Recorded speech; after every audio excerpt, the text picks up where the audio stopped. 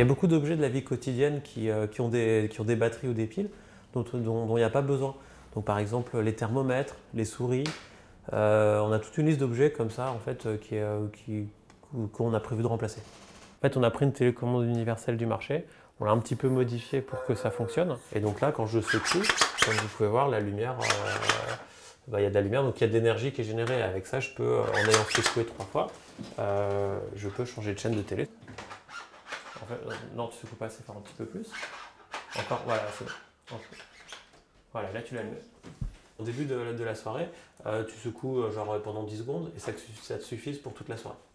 L'idée c'était d'abord d'avoir ce produit qui fonctionne vraiment pour pouvoir commencer à vraiment vendre une idée, enfin cette idée de développement durable qu'on peut avoir grâce à des objets qui consomment très peu d'énergie. Donc le fait qu'il n'y ait pas de batterie, ça augmente leur durée de vie, puisqu'une batterie, on peut la charger que 3000 fois. Ça veut dire que votre téléphone, par exemple, au bout de 3000 charges-décharges, il ne fonctionnera plus. Et pour une télécommande, c'est conçu aussi comme ça, mais c'est aberrant. D'un point de vue écologique, ça n'a aucun sens. Pourquoi est-ce qu'on changerait de télécommande?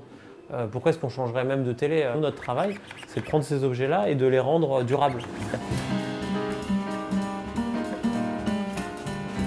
Ça qui était des versions préliminaires du prototype. Donc ça, là on avait essayé de le mettre sous la forme d'une pile, donc qu'on secouait. Ça fonctionnait suffisamment bien, mais ça ne fonctionnait pas dans tous les objets. Du coup, c'est pour ça qu'on est remonté directement sur les objets. Au bout d'un an de travail, on est arrivé à quelque chose qui est plus réaliste, c'est là. Sachant que là, comme on l'a, encore une fois, on va l'aplatir, hein, clairement, hein, ce sera plat comme ça, quoi, comme une télécommande normale.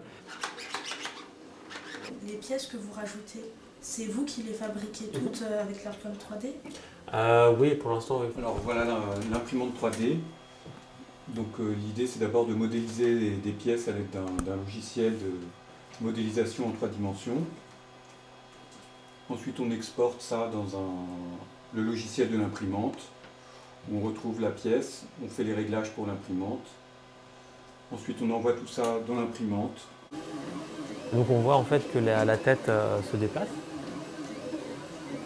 Et donc petit à petit ça imprime et donc ça crache du plastique. Donc là elle commence par imprimer le bas de la pièce.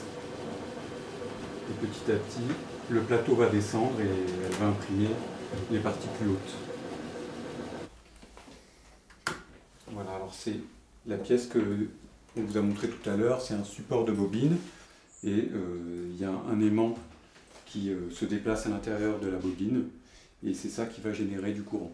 Et on espère aussi que cette idée d'appliquer cette technologie aux objets, elle sera peut-être reprise par d'autres personnes pour vraiment être dans cette idée de durabilité et d'écologie. Il y a une minorité de gens qui existent, qui sont prêts à payer un petit peu plus cher leur objet, mais qui va pour un objet qui durera plus longtemps.